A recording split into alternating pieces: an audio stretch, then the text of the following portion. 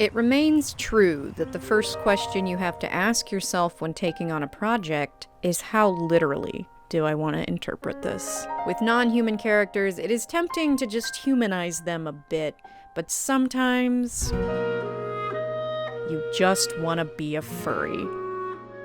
This is the story of me, a cosplayer, making my first fursuit to achieve my dream of becoming the bird. Why am I like this? This is the culmination of several days of experimenting. What I ended up doing, so in the KatsuCon interview video, Snow Miku told me that he patterned his brush by 3D modeling it and then using a Pepakura program. So for the past couple months, that has been living rent-free in my brain, and I have been trying to try it on various things. The problem is the Pepakura thing that I downloaded does not work super well for complex shapes, but I was able to, with my very limited skills in Blender, listen, I learned how to use Maya in college. Blender is not the same thing. But I made a really simple shape in Blender, and then I plugged it into my Pepakura program, cut all that out, got a really basic blocky pattern, and then I took a picture of this, put it into Illustrator, sized it to the scale that I thought this would be, which is like 20 inches. And so then I just cut that pattern out 8 times in furry foam, and now I have beginnings of my fursuit head. That's really what we're doing here today. We are taking notes from the furries. We're gonna give them their flowers, because I would have no idea how to do this if it wasn't for the millions of furry tutorials that are on the internet. A huge thank you to all the fursuit makers out there that paved the way for my stupid ass. I feel like I needed to do this right now, because the only way for me to like physically tinker and understand things in scale is kind of to physically do it. So I just went for it, and now I have a base to hopefully build off of. I guess I should actually show you this.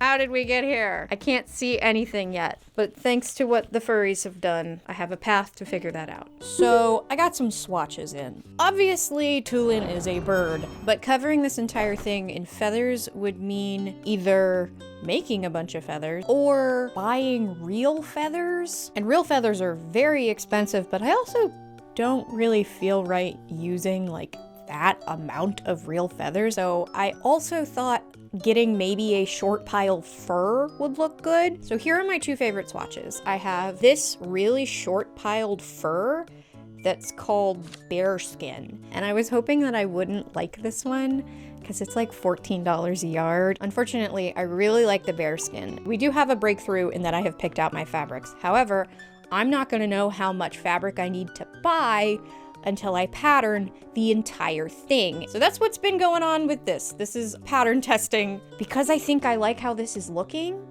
I think I'm ready to start cutting the head details out of foam. So after a lot of cutting and gluing and sewing and trimming and recutting and retrimming and just trying to get the pieces to work together, I have now this.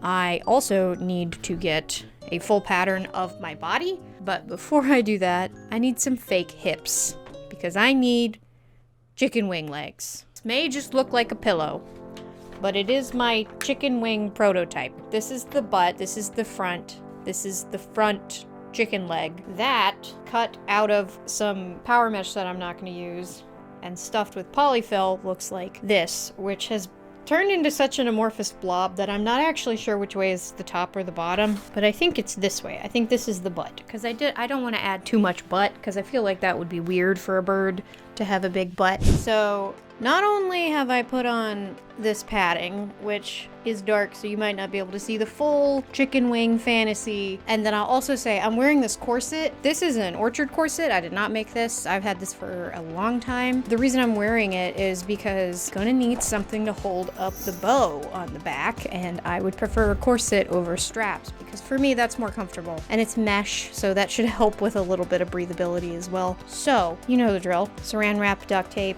pattern, pattern, pattern. The thing that I'm kind of dreading about doing this is that I need to pattern myself from basically ankle to chin. I need my whole neck as well. So this is gonna suck. I was so sweaty that there was condensation on the saran wrap. That was not fun. Well, It's Tuesday. Tears of the Kingdom came out on Friday, and I beat it yesterday. I won't spoil anything, but I am very happy that I chose to do Tulin. He's even cuter in the game, and he's very helpful. But now I have emerged from my hole of playing video games for 16 hours a day for several days, and I'm ready to start going on this, finally. So, after many mock-ups, I finally have everything patterned. The first thing I'm gonna do is the bodysuit, because I cut out all of my pieces to that. Now this is gonna be pretty simple because it's basically just a weird little shirt with a weird pair of pants. There are two things about cutting fur that I should tell you. So the first thing is the word pile. Pile is a word we use to refer to lots of different kinds of fabric, but it's basically any kind of fabric that has stuff coming out of it. So in this case, that stuff is the fur. But we also use it to refer to velvet. So the little fibers coming out of the velvet, we call that a pile. The reason why it's important is because you'll notice if you look at any piece of fur or velvet, the pile has a direction. You can see when I flip this piece over that the light hits it differently, so you want them all going in the same direction or it's gonna look weird. The other thing about cutting fur is obviously that fur sheds when you cut it, and there's a couple ways to get around that. The first way is to basically get your scissors right up next to that backing. So you kind of want to get it in between the fibers of the pile and just cut the backing fabric instead of cutting through all the fur. The other way I've seen people do it is to actually cut it with a box cutter. I have tried that before. It does work, but you really need a sharp box cutter or it's kind of a pain in the ass. And I just prefer the method with the scissors. But now I'm ready to actually start sewing this together. And in terms of how you sew with fur, it's pretty easy, especially with a short pile fur like this. You just sew it like normal. There's nothing really special you have to do. I have done a couple tests on the machine. I have not had any trouble with my specific machine. Your machine might have a little more trouble, especially if you're using a longer pile. Generally, I just have to sew this together like I would any other bodice. So one of the things that happens with fur is if you look at the seams, the pile kind of gets stuck in the seam. Well, it's not stuck forever, because what you can do is you can take either teeny tiny little crochet hook, as you just kind of get in there and pluck them out. And the other thing you can do is if you have a little pet brush, you can just brush it, and that helps get the fur unstuck. You don't have to do this because like even when you do it, you can still kind of see the seam. Like here's one of the seams I already brushed. But if you compare that to this one, it definitely makes it look more like your body is just fur. Okay, still no zipper because I physically need to go buy one, but here's the top. Wow, don't know if I've said this yet, but this is so soft. I just want to keep doing this.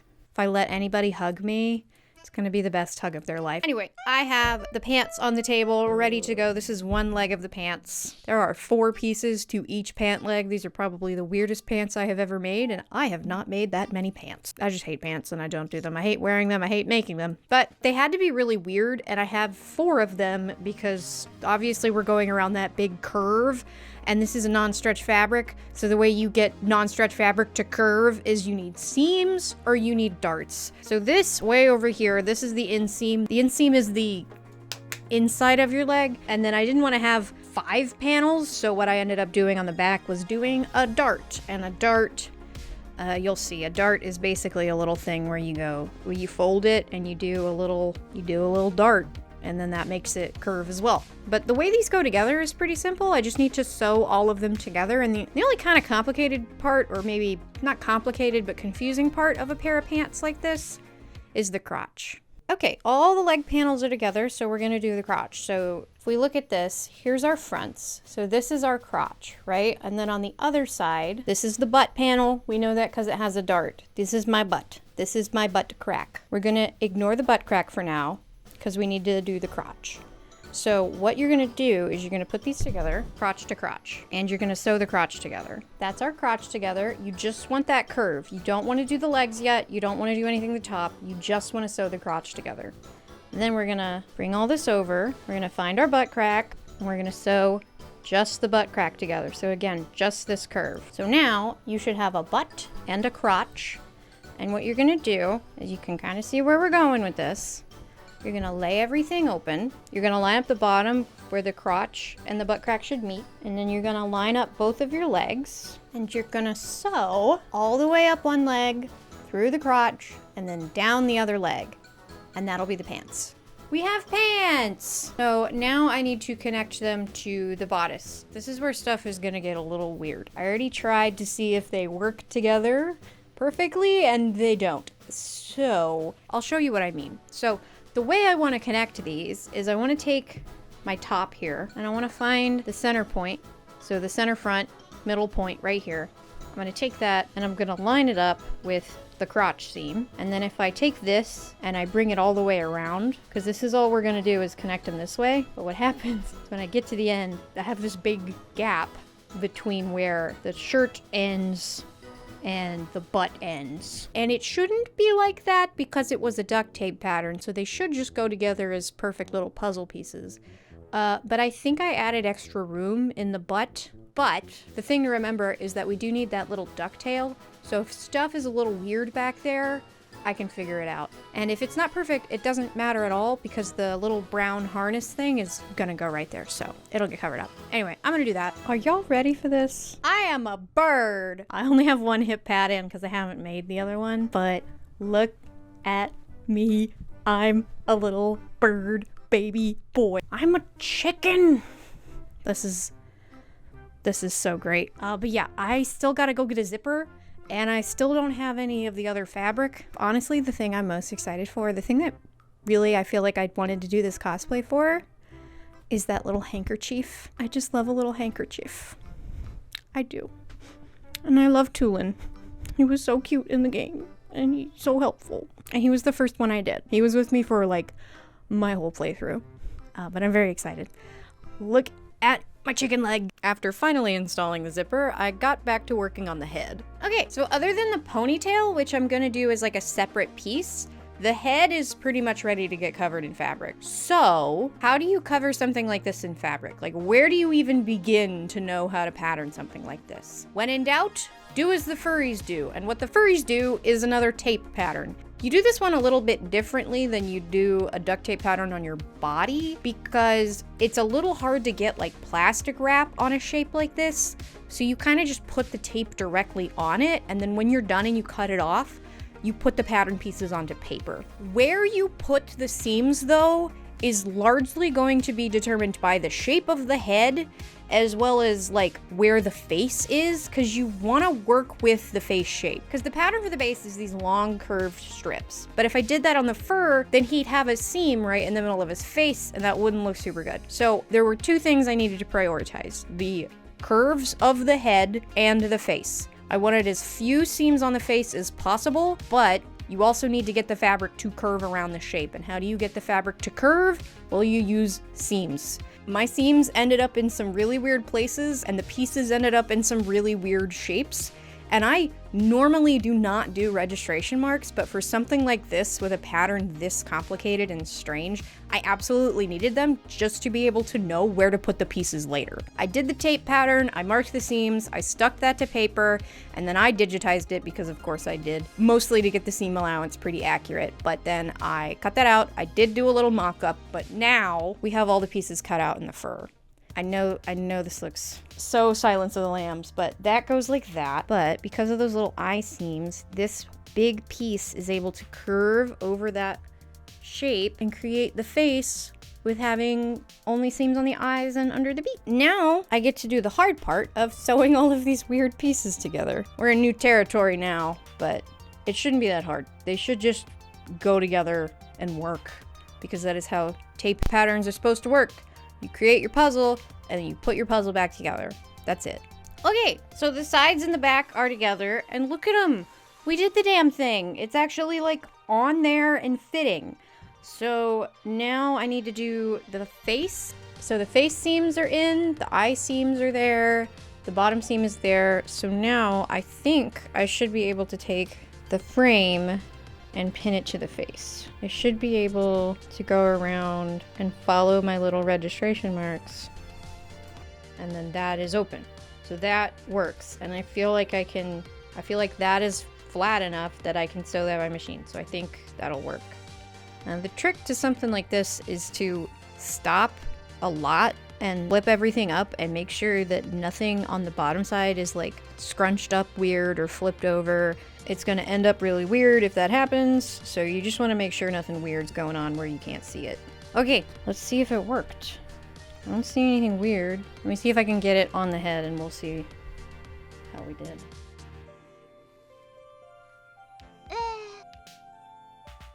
I think that looks pretty good. Got a little bit of excess here under the face, but I'm gonna leave that for now because we do need the beak to go here and the beak might need some extra space. But I covered the weird head in fur fabric and I feel like that's an achievement. Okay, it looks terrifying right now. But now that I have this, I need to do the coverings for the plumes and the little hair pieces. And that is actually this pile of 18 tiny dumb little pieces to cover these 3 plumes and the hair. What I'm going to do is I'm going to sew them right sides together along 2 edges, but leave the bottom edge open. Because what I'm going to be able to do is I'm going to be able to fit that onto the plume, but I have to do that to all of these little pieces and that's going to suck. Y'all, I feel like there is so much acrylic fuzz on my face right now. I just keep sneezing. This is absolutely miserable, but we got all the little tiny pieces together, so the head is completely together. So now I think the next step is to slowly go through, sew them all to the main piece by hand. So that'll take a minute. At this point, I realized it was gonna take a long time to do this and it was going to be really annoying. So I switched over to making my bird boy some clothes. So, don't know if I had said this at all, but I had been planning on trying to get this done by MomoCon. So I'm gonna start making his clothes. I wanna start with his little skirt thing. So what I have on the table is this tan piece is the full size of like this half skirt thing. And then I have a full lining in the back of just the green fabric. And then on top of that, we have what will become our details. So for the teal piece and this green piece, all I'm gonna do is I'm just gonna top stitch the teal. I keep saying teal, but I mean mint. I'm gonna top stitch the mint piece in there. And then this piece, I have actually managed to press the edges of this. So that's also just going to get top stitched on top. So that part's gonna be easy. Complicated part is this green edge that actually has little square detailing on it. So I have my green piece and I have cut it larger than the actual pattern. So I have, this is the pattern for the trim, just a bunch of little squares. And I just hand drew this by actually using this little remote for my lamp over there. And I started marking out where the squares are gonna go, and then I realized that was stupid because I have something very important that I need to do first, and I can't mark them out yet because I'm marking them with a heat erase pen. And the heat erase pen is gonna go away because before I can cut the little squares out, I need to apply some Heat and Bond. This is Heat and Bond Light. Now, if you've never used Heat and Bond, this stuff is real plasticky. It comes like this. One side has little glue bubbles on it, and one side is paper. You take the paper off, by the way. The first time I ever used it, I didn't take the paper off. But when you do take the paper off, it acts as a double-sided tape. So the first thing I need to do is I need to take just my green piece and I need to apply the Heat and Bond to the back side of it. Then, with the paper still on, because it just makes it a little easier to cut precisely, I'm gonna cut out the square pattern. Then, I'm gonna take my newly cut out rectangle trim, and I'm gonna peel the paper backing off, put it back on top of the tan layer, and iron it on, which will activate the other side of the adhesive, adhering all of that onto the tan layer. And then I covered all those edges in a satin stitch, which I will explain later because there's much more satin stitching to do. Once that is finally done, I can take my full back lining, I can place it over top of the tan layer with all of its details, and I can sew that around the edge, flip it inside out, and I will have my little skirt thing that I just need to add a waistband to. And that'll be that. And then we can move on to the handkerchief. Okay, so for baby boy's little handkerchief, this is also super color blocked, but I'm gonna do this color blocking in a very different way. I'm actually gonna do this in patchwork, which means I have a bunch of inverted corners to do. So welcome to inverted corner hell. As you can see, I have all of these pieces laid out. And the first thing that might be a little confusing with an inverted corner is like, well, which way do I even put this on. Because if you tried to sew it like normally, like right sides together, like that obviously doesn't work. So how do you do it? Well, I've cut these to the shape they're going to be with seam allowance. That's important. And then on this one, I already marked where the actual seam is gonna go. It doesn't have to go right there, but you'll see why it helps. And I hate to use like gender stereotypes here, but for the sake of understanding which piece I'm talking about, we're gonna call the inverted corner side the female side, and we're gonna call the regular corner side the male side. To know that we're doing this right, what I want you to do is take the male side and put it on top of the female side, basically exactly the way it's supposed to go. Then what I'm gonna do is I'm gonna pick one edge of the angle and I'm gonna flip the male over. I'm gonna line that up with the female edge. And the big important thing here is you want this corner to be going over this corner that you marked, right? And then over here, if this isn't quite lined up right, that's fine. So then you're gonna pin those together and we're gonna go over to the machine. You're gonna sew up that side until you get to the corner and then you're gonna stop. At that point, put the needle down, but pick up the presser foot so you can pivot everything around to where you get the corner now facing you. You're gonna lift up the male side so that you can see just the female side. And with a tiny baby pair of scissors, you're gonna clip the female side pretty close to the needle. Get your male side again and sort of get it away from the female side so they're not super like stuck together. And you're gonna swing that around, making sure nothing gets bunched up. And because you clipped the bottom, you should be able to swing that all the way around to where the other edge of the angle can now match up with the other edge of the angle on the female side. The only hard thing here is making sure that that point doesn't get bunched up or weird. Get everything as flat as you can and then sew up the other side. And then once you take it off the machine and look at it, you should have a beautiful inverted corner. And I have to do that. 1, 2, 5. Wait, 1, 2. I have to do 10 inverted corners. Yay. And then we get to do square scallops. Okay, actually, I can't do the scallops yet because the back of the handkerchief actually has the Rito tribe symbol on it. I gotta do that first because we're doing it exactly the same way we just did the trim on the skirt pieces. So it's gonna be a piece of applique with satin stitching. So what I've done is I went ahead and I printed out the Rito tribe symbol, which I got just by downloading an image of it and then doing image trace in Illustrator and printing it out. And then I transferred that over to a piece of heat and bond that has now been attached to the green fabric. So now I have my applique almost ready to go. I just have to cut it out, iron it onto the fabric, and then I'm gonna do a satin stitch around all the edges again, and that'll be that. And I needed to do that before I did the scallops because if I didn't do that, then the bottom side of the handkerchief would have had the other side of the satin stitching on it. And we don't want that. So once I do that, then I can move on to my weird square scallops. But just because they're square scallops doesn't mean they're any different than regular scallops. I just gotta put both of my sides right sides together, make up a pattern for the scallops, trace the pattern onto the fabric, and then sew around that entire pattern, which took a while, but you know, I feel like squares are a little bit easier than curves to get right. Just as long as you pivot on all the edges, it should come out fine. And once I did that, I also went through and sewed the rest of it right sides together. So I went up around the points of the handkerchief. Once all that stitching is in, I can clip around all the corners, which was a lot of clipping for the squares, but only a little bit of clipping for the points. Then I can turn the whole thing right sides out with my little hole I left for myself, poke the corners into place, and move on to the harness.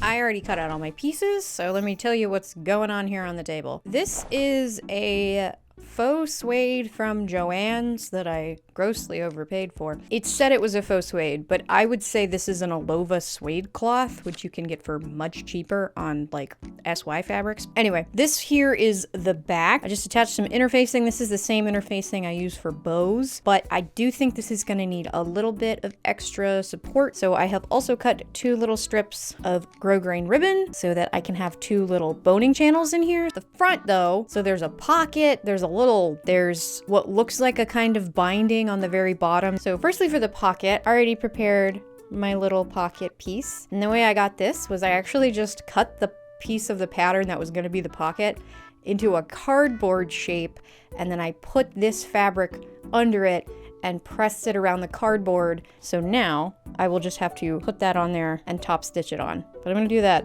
a little later because under that he's got little laces, so I've made little dots for laces. And then under that there is a like pointed shape that I'm just gonna do with a satin stitch. But then the bottom part, so like I said, I grossly overpaid for this fabric, so I didn't actually buy enough to be able to do this bottom part in binding, but I did find in my stash just enough of this faux leather, and I also have with this some 2mm EVA foam to help it raise itself up a little bit. And I'm gonna be top stitching this on. So yeah, I'm gonna be sewing through faux leather, faux suede, and EVA foam.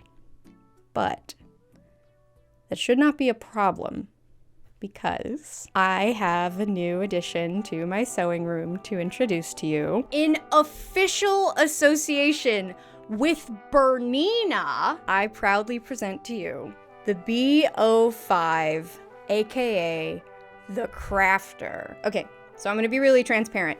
Bernina sent me this machine, which is like, when they reached out, I was really excited because if you don't know, Bernina machines are like top of the line quality. So when they reached out, I wasn't just excited to share this with you, but I was also incredibly excited to finally have one. On top of that, to be super transparent, I also have entered into an affiliate deal with Bernina.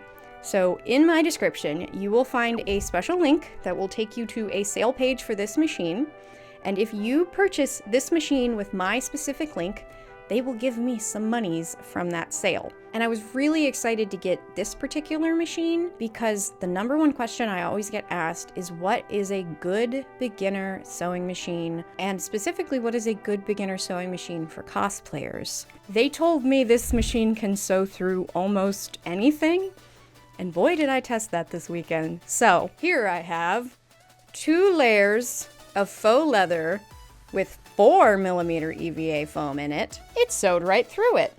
Okay, here's 3 layers of just EVA foam, 2mm EVA foam, so 6mm of EVA foam, sewed right through it. It gets worse. I then tried 10mm EVA foam, and it sewed right through it. 10mm EVA foam. I don't know why you would ever need to sew through 10mm EVA foam, but this machine can do it. With the beast of a machine now established, I'm gonna move on to working on this. And the first thing I'm gonna do is get to show you finally how to do a satin stitch on a mechanical machine. So before you even touch the machine, first thing you want is some tearaway stabilizer. But if you don't use this, especially on lighter weight fabrics, the machine is just gonna bunch all of the fabric in between the satin stitches up, and it's not gonna look pretty. This is gonna keep everything flat. You wanna put this under your piece, you can pin it in, and you obviously wanna have where your satin stitching marked, which I already did. I don't know if you can see it, but it's there. So then we're gonna take this over to the machine, and you're gonna go to your stitch dial, and you're gonna change it to a zigzag stitch. That's this symbol. You can hear those gears popping around. So now if I just use the zigzag stitch, it's gonna give me just a regular zigzag stitch. But there's 2 settings I can change to turn a regular zigzag stitch into a satin stitch. And those are found here. So this is your stitch length. This is how far apart the stitches are gonna be. This up here is your stitch width. So this is how wide the stitch is gonna be. This machine goes up to 6mm, which is pretty high for a mechanical machine. I'm gonna do the full 6mm, and then down here, I'm gonna change my stitch length, and this is the thing that actually turns it into a satin stitch. You may have to play with this a little bit, but on this machine, I take it all the way down to what I would say is like 1.3. On this machine, the buttonhole setting is right here, so I put it like at the end of the buttonhole, and it is always good to test it before you do it, so I'm gonna test it real quick.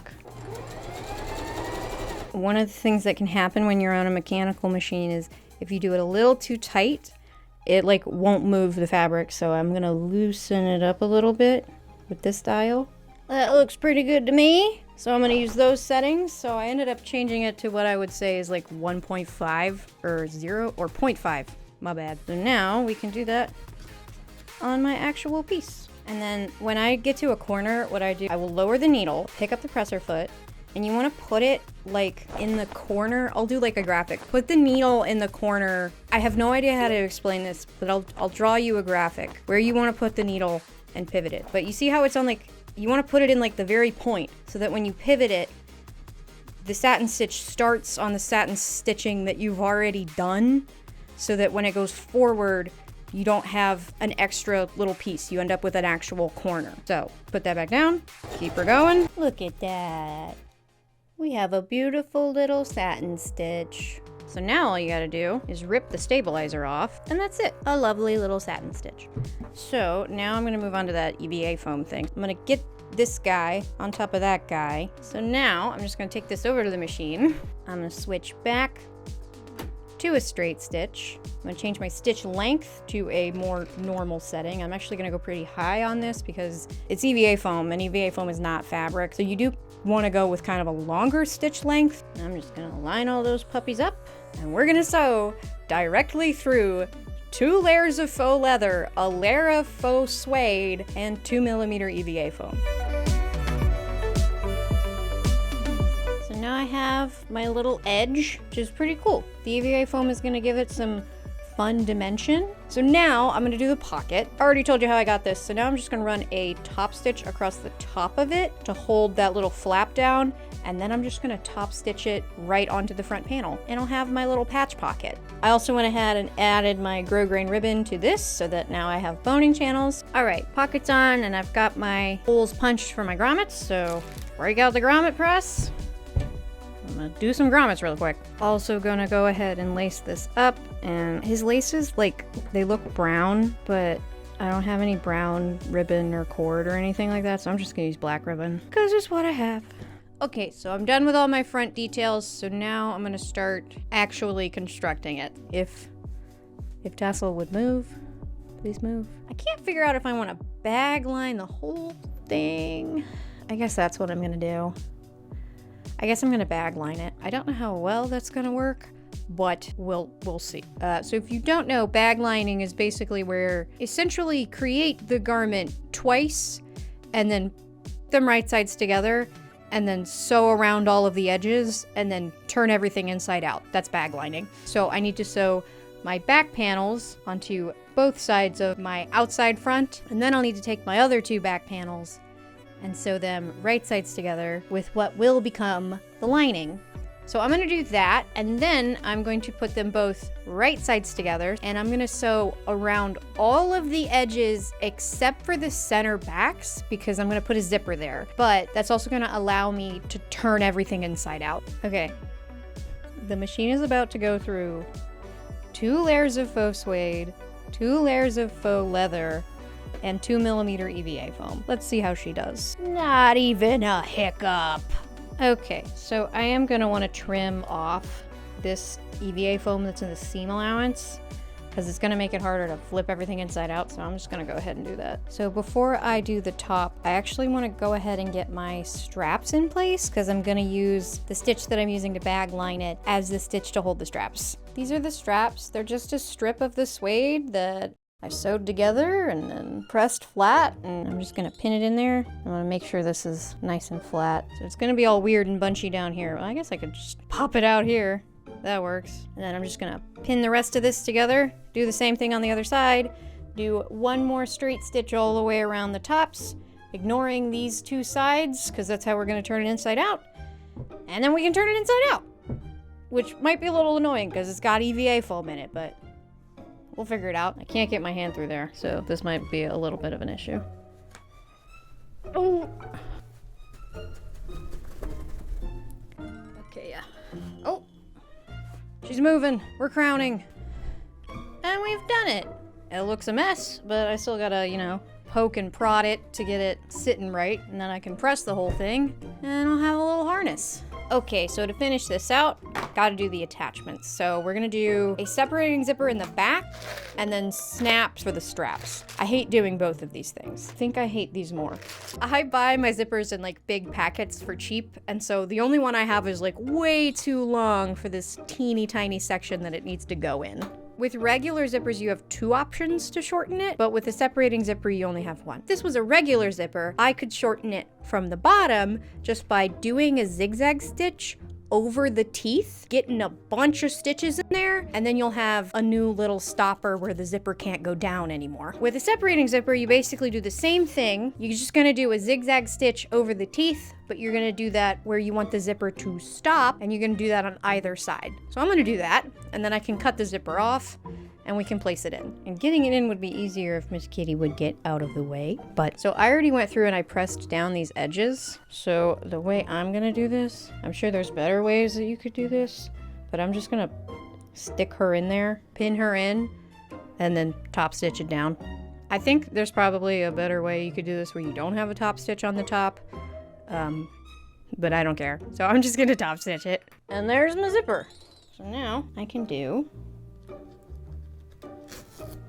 and then it will separate, which makes it easy to put on. Now for the snaps. Okay, so you know how every time I talk about the grommet press, I'm like, if you buy grommets, they'll come in a little kit. This is kind of the same thing. So you get like a little tool like this, little pressy thing. You get a weird little thing like this, which is the thing you put it on. I'm gonna try to see if I remember how to do this. I believe what you do is you punch a hole. The other thing is I bought this years ago and I don't have the instructions anymore, so I'm just gonna have to figure it out. I could Google it, but am I gonna know? Okay, it's making sense, it's making sense. So this is like the base. This is like the base of the bottom.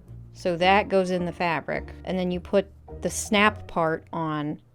Yeah. It's making sense. So I've got the snap part on the top, and the flat thing on the bottom, and then you put this little sandwich on top of the little silver thing, and then you put this thing on top of the thin part, and then you hit it with a hammer. And now that I think I figured this out, now I need to go outside so that I can put them down on the concrete and hit them with the hammer, because if you try to set grommets, to set snaps like this, anything that you have to hit with a hammer, if you try to set that on a table, you're gonna break your table. So what I do is I go outside, I find a spot with concrete, and I hit it on the concrete, because it's the only thing that you're not really gonna damage. And with my bird boy having a full wardrobe now, it was time to give him his wings. So the wings. These are basically just going to be really big, oversized sleeves. They are a little complicated in the fact that they are multicolored, so he has a little green tip at the end of each wing. The wings on the front are like all white, and then they're gray, and then there's the green stripe, and then on the first 5 feathers, which form his little Rito hands, there's a white stripe. And I did not want to have to buy 3 different colors of fur because fur is expensive. So what I'm gonna do is essentially cut the wings into little pieces and dye the parts that I need to. Luckily, I can dye this fabric. So I did a test. If I could find my test. Where did it go? Well, I can't find my test piece, but I definitely did a test, and you can definitely dye this. The issue is getting them back together. So because of the way I have chosen to do this, once I cut these pieces will not have any seam allowance. And also, I will be putting them back together as scallops. And doing that by machine sounds like a nightmare. I also might end up having to do it by hand.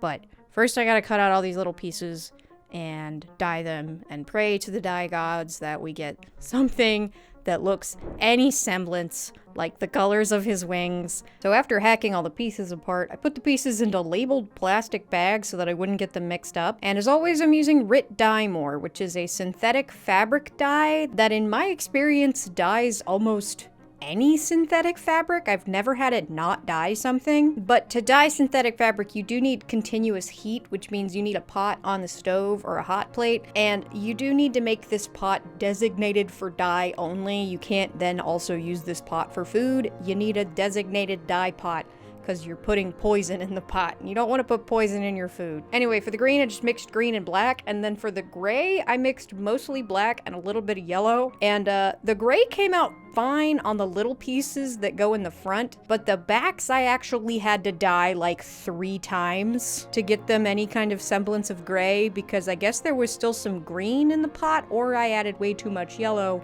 because for a little bit they looked like really green. But now I have all of my front pieces laid out on the table, so you can kind of see where I was getting at with this. Here's all the pieces. Now I just need to hand sew them back together.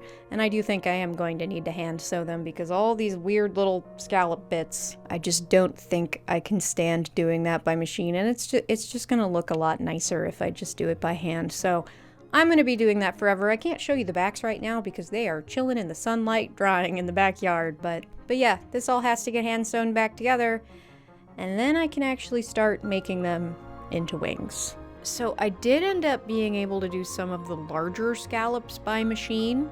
Miss Katie helped a lot with that. But for the most part, I did have to hand sew them back together. And like, you could totally do this entire thing by machine, but you would actually have to cut the pieces with seam allowance. But that would mean you couldn't just cut the thing into pieces. You would actually have to cut all of them as separate pieces and then give each of those pieces seam allowance. But that would use a lot more fur, and fur is very expensive. So I just decided to do it this way. And yeah, it took a really long time, but that's no match for a 7-hour small ant bod. And now I have my wing panels. So this is the back. These were particularly pain because these little tiny ones could not be done by machine at all. But yeah, it's just the gray. I'm still gonna call it gray even though it's totally dark green. But the gray with the light green stripe, and then green on the tips. And then the fronts are mostly white with a gray stripe, and then a green stripe, and then a little baby white stripe up here. So now I have a bunch of stuff to do to these wings. So the other thing is that the first present thing is to get them sewn together to each other. So, which also means I have to scallop them at this point. And I've done scallops plenty on this channel. All you do is put them right sides together, mark out where the scallops are gonna go, and then sew a straight stitch around all of those curves, pivoting on all the corners. So the way I do scallops is I leave the edge like not scalloped, and then I cut down after the stitch has been done.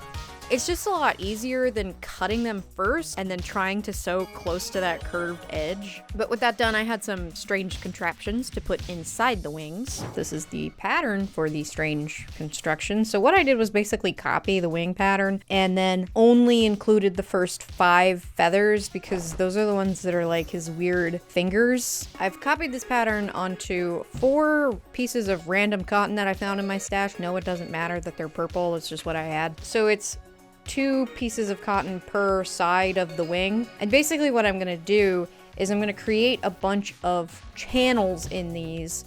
One channel, I'm gonna have a piece of PEX tubing. PEX tubing is like, it's like PVC, but it's kind of curved. I'm just using it because I have a bunch of it. You could just use PVC pipe and bend it. I'm just gonna bend PEX tubing.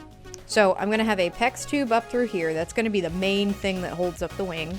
And then I'm gonna sew in a bunch of regular boning channels so that I can put bones in here, and then I'll basically have structure in the first 5 fingers of the wing. And I think that's all I'll need. I don't actually know if I need any structure in any of the fingers besides the first one. I'm basically just going to sew these 2 pieces of fabric together and then do a bunch of top stitching to create channels, and then stick the bones in there, stick the tube in there, and then put it inside the wing and see what happens. Okay, so to finish out the wings, I'm gonna have to move Miss Kitty, who's the biggest cat in the world.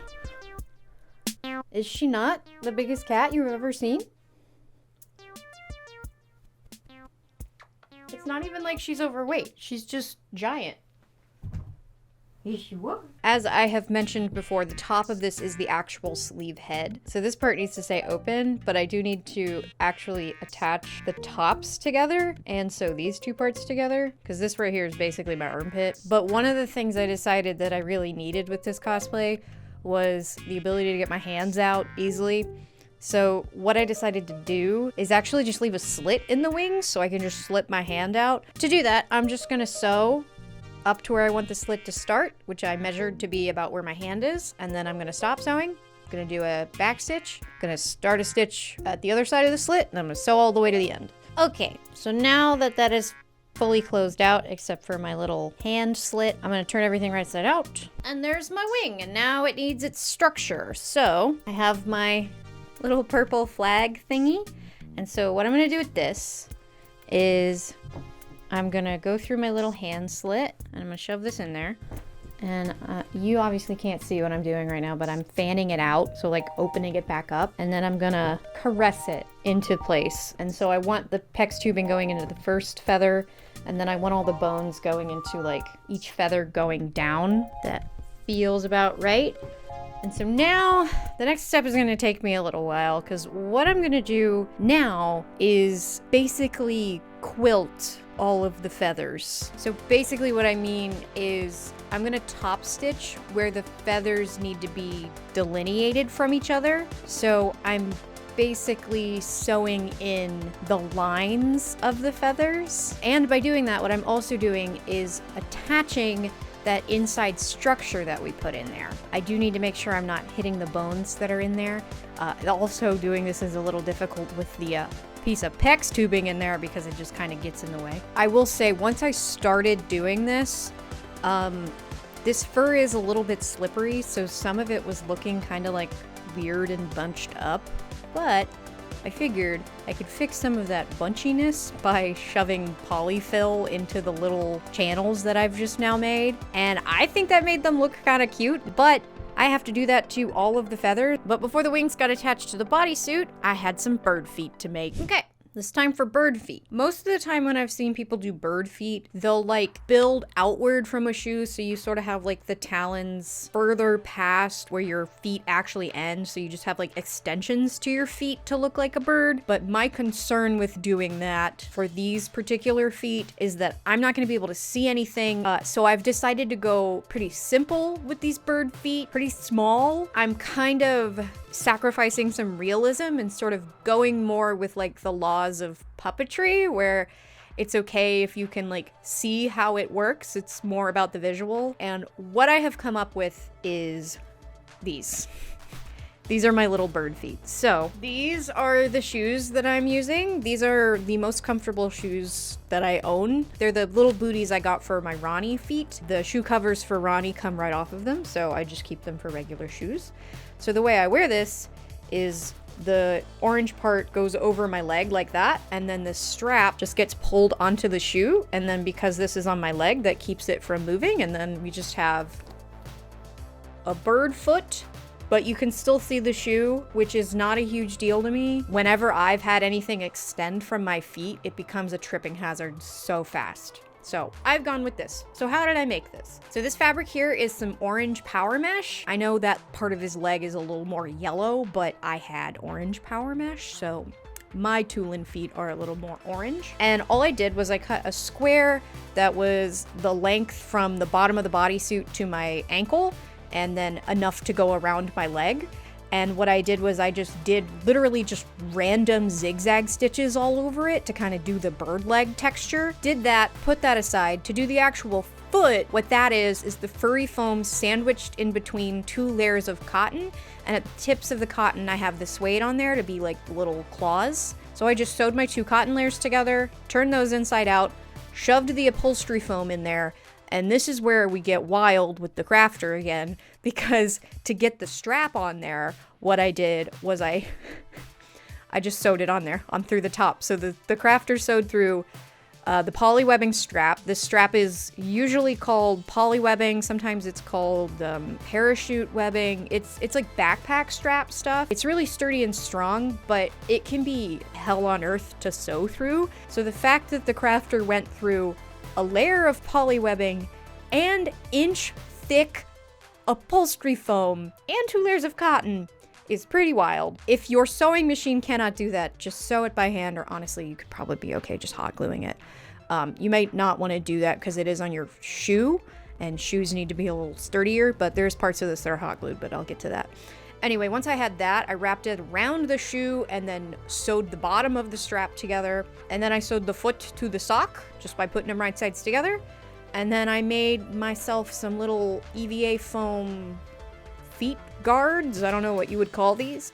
But it's just a piece of 10mm EVA foam, and the button in the middle is actually just one of the snaps from the same set that I used on the harness. And then I painted them gold, and I did a little weathering in orange. And now I got my little bird feet, but these are actually gonna go, this part here is actually gonna get sewn to the bottom leg of the bodysuit. This step and one more step are the last 2 steps I have before the bodysuit is like totally finished. So I need to sew these on, and then I need to set in the sleeves. So like I said earlier, the sleeves were really hard to pattern, but essentially the entire wing ends in a regular sleeve head, so that sleeve head can now get sewn into the bodysuit as if it was a regular sleeve. To do both of these, I'm gonna do something I weirdly have never done before, and that's using the free arm. I don't really know why I've never done this before, because most machines can do this, but if you take this part off, this is called the free arm, and you're supposed to use this for doing things like setting in a sleeve, or the bottom of pants, because you can do this and get the whole thing in there so that you don't have to like do it real weird. Though I did put my pins on the wrong side, which was kind of annoying. I'm gonna do a zigzag stitch because that's better for stretch. And the power meshes stretch. And I'm just gonna sew.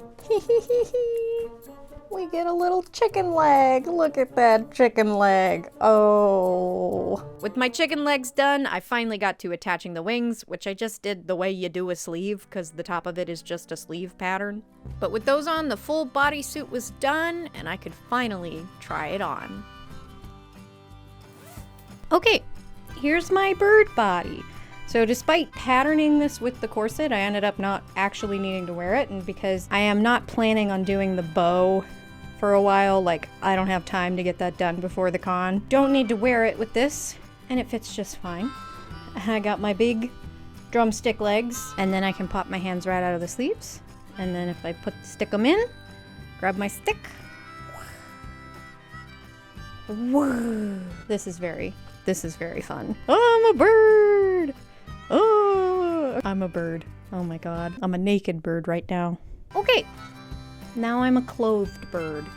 A lot of this is still just pinned together though, because I kind of needed to put everything on together, because I think what I want to do is sew the skirt and the belts to each other and then sew them to the harness so that everything just goes on at the same time, and I just have to do the hanky. He does have another strap, and I started to make it, and then I was sort of realizing like it's gonna go over the handkerchief, and the strap is obviously supposed to be like the way he's holding the bow on. So I figured for now we can leave the extra strap out, and if I ever do make the bow and the straps and the stuff, then maybe I can update this if it needs it. I'm a bird. And with the bodysuit done, it was finally time to go back to the head that I had been avoiding for like a month. Okay, I have a bunch of head updates. So I still have not done the ponytail, though I have cut these pieces. The ponytail is just going to be 2 pieces of the upholstery foam, and I literally just cut these randomly. But all I'm gonna do is take the rest of the fur that I have, use these pieces that I have cut as a pattern, and cut out new pieces of fur, and then cover these in fur, and then essentially just like wrap these up together and hand sew them into something that looks like his ponytail. And then I'm gonna find a way to attach it to the head. I don't know what that is yet, but that's the ponytail update. I still haven't done it. I'm giving you a bunch of head updates because I really need to start doing these things, and I keep avoiding doing them because I need to tell you about them. So I'm gonna give you as much information as I have currently, and then we're gonna do them, and if I change it, then you'll get a voiceover. Anyway, the next thing is the head. I have finished hand sewing the head fur pieces together, and then I have also cut myself some mock-ups for basically the eyeliner. I was gonna try to get moving eyes, but at this point I just want this cosplay to be done, and I think what I'm gonna do with the eyes is still gonna look good. They're just not gonna move, but there will be the potential for me to figure that out later, but right now they're gonna be static. But the eyeliner right now is just the shape that I drew, and I cut these out of EVA foam. I don't know, it looks fine, but raw EVA foam just hanging out there. It's not like there's something wrong with it, but I also don't know how I'm actually going to attach them because they're just pinned right now. I guess I could just glue them, but we'll see. And then the beak. So this is my practice beak, right? And I've finally gotten to the point where I feel like I understand what to do with the beak. So the big thing is I'm gonna see through the beak. So what this is a, I got this from online fabric store, but it's like a vinyl mesh. So the mesh was sturdy enough that I didn't need a whole lot of structure, and I really just relied on a really weird pattern to make it work. The top side is 3 pieces, which meant I didn't have a seam in the middle, and then to keep the seam allowance down, I actually top stitched all the seams down, and then to finish the edge, I just installed some black bias tape. But even then, to keep the top in shape, I did need a little structural help. The other thing I figured out to use was this weird metal stuff. So what that is, and I am going to use this in the actual beak. I was watching, I'll put up the screenshot on screen. I saw on somebody's story a video somebody posted on Instagram of a wig they were doing, and they had some weird metal stuff that they were using as the base. And I was annoyed because they didn't say what it was in the video because it's a reel, and of course they didn't say what it was. I really don't like short form content. Anyway, I figured out what it was, I think. I'm not sure exactly what they were using, but I found something incredibly similar. This is hanger wire, or hanger strap, galvanized hanger strap. It's metal, but it's pretty bendable, and I can actually just cut it with the big wire cutters that I have, and it has holes in it already. So I bought a whole bunch of this at Lowe's because I figured I could use this for quite a few different things.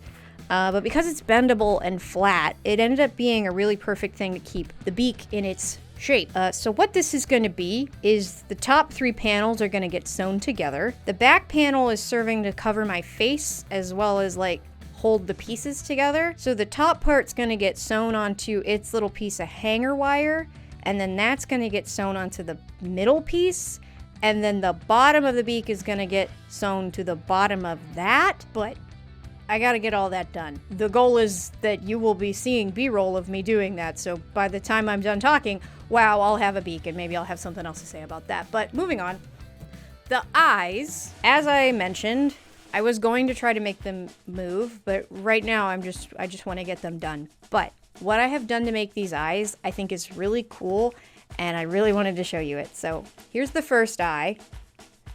I'm going to show you exactly how I did this, but look how good that looks. Look at that little eye. So what this is right now, so if I take this apart, plastic Christmas ornament, pretty standard, right?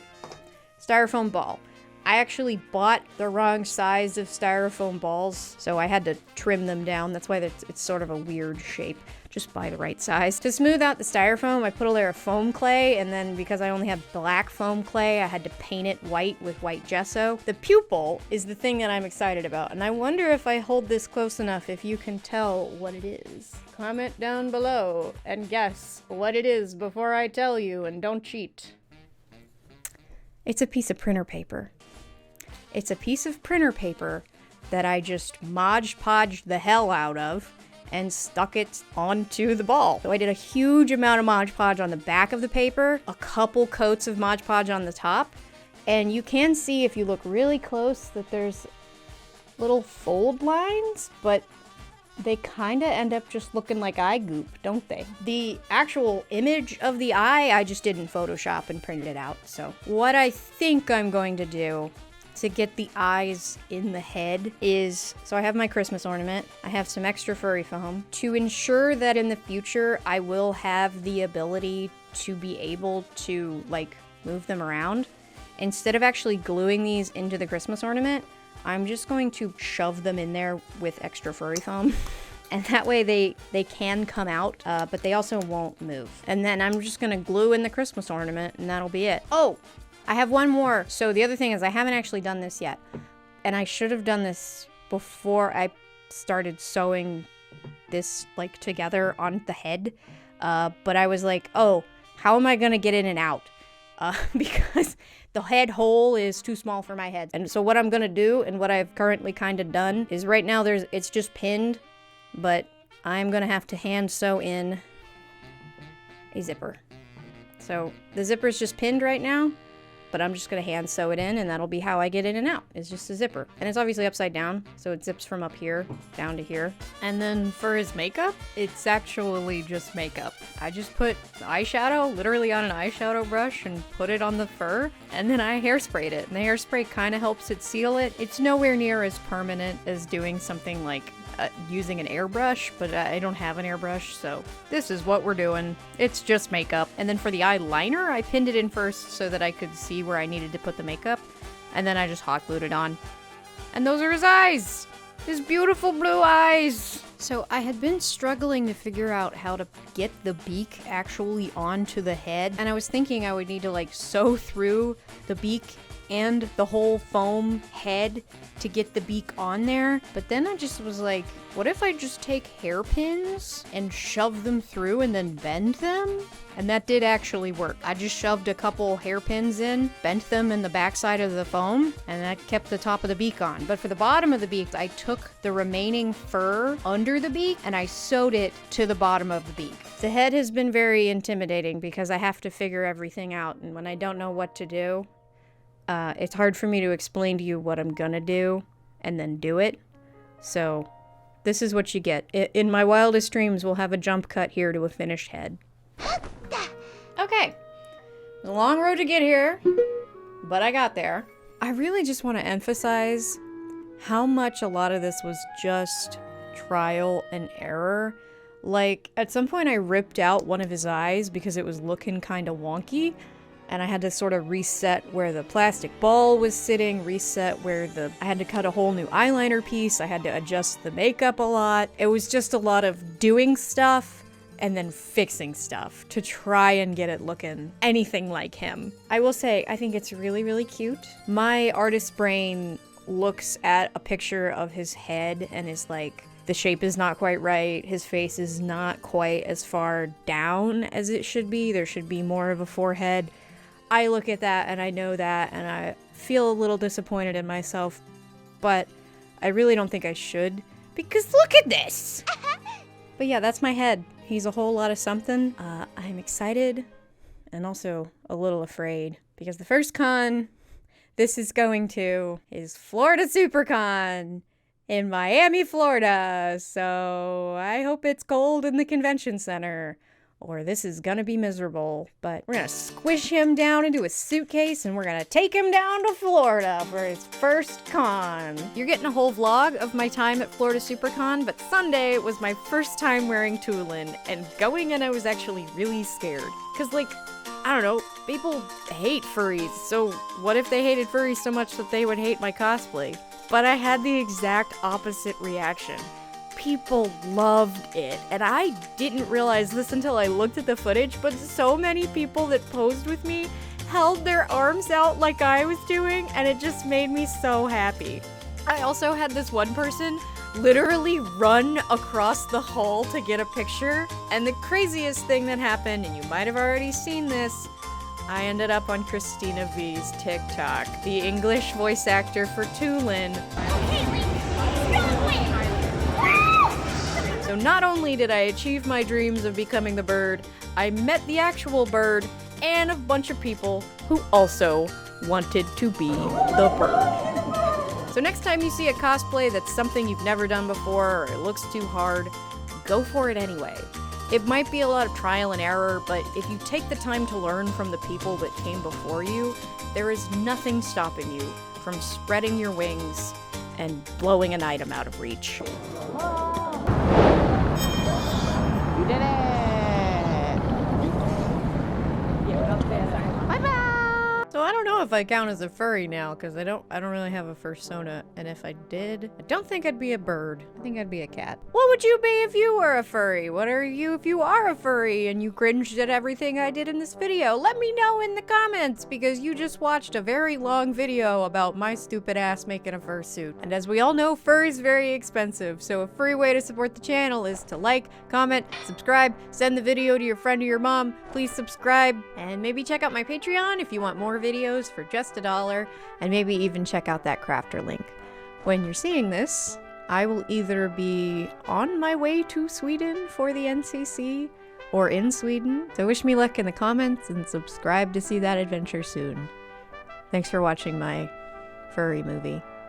Bye. Thank you to the patrons! Lotta Bees, Opal Orchard, Beatrix, Tara, Ray, Sophie, Savannah, Hime Dairy Cosplay, Cookie, Honeybean, Brittany, Lena, Butter, Shelly, Lay, Corden, Nora, Princess of Pastels, Marshy, Maria, Kelly, Spooky Kitsune Cosplay, Luxtrous Cosplay, Jennifer, Lily, Lunar Lepus Cosplay, Sherry, Hadil, No Roman LOL, Katie, Amai Jelly, Lady Blue Cosplay, Hania, Fake Smiley 7, Sebastian, Amar, Simrel, Matcha Kit Kat, Walter, Stephanie, Mo, Jodai, Coco Nuts, Night Wolf, Bingus Owl, Alora Polaris Cosplay, Aaron, Tamaki Potato, Gabby Bear, Jessie Chu, Renee J, Corsitry, Sarah, Kiwi Kikos, Another Zip Tie, Hazel, Alec, Jenny, Lady Senshi, Rembulan Cosplay, MT Gret, Jenna, Constance, Yuld, Rory, Astra Fox, Kimberly, Tam Tam the Tailor, Ray Sparks, Naneru, Legfish, Amanda, Connie, Paul, Joby, GT Cosplay, Zihibi, Cal, Sansa, AK, Claudia, Katie, Snot Muncher, Allison, Queen Platypus, Riri Rose 16, Foxy McLoxy, Taylor, Tessa Bow, Shell, Haley, Alyssa, Melissa, Aki Maaki, Chibi Lise, Rainbow Lola, Gloom Shroom, Infinite Salad, Meba, Kelly, Hubasta, Magda, Chai, Sky, Alba and Brent, Ash, Sleepy Ellie, Audrey, Ben, Spacey Stitches, Sunny, Coco Yumi, Skasa, Ariana, Articus, Minor, Food Penguin, Emmy, Alyssa, Katie, Experimental Blue, Toby, Shellman, Alice, Rebecca, Slushpuff, aka Corn Copy, Avandaria, Samantha, Faybound, Adriana, Amber, Kim, Saigni Cosplay, Kaimatsu, Block Kitty DJ, Meredith, Taylor, Sarah, Cowbones, Lunar Gaia, Lularush Cosplay, Marcy, So Into Music, Julian, Cam, Zen, Andrew, Pins, Snip, and Clar.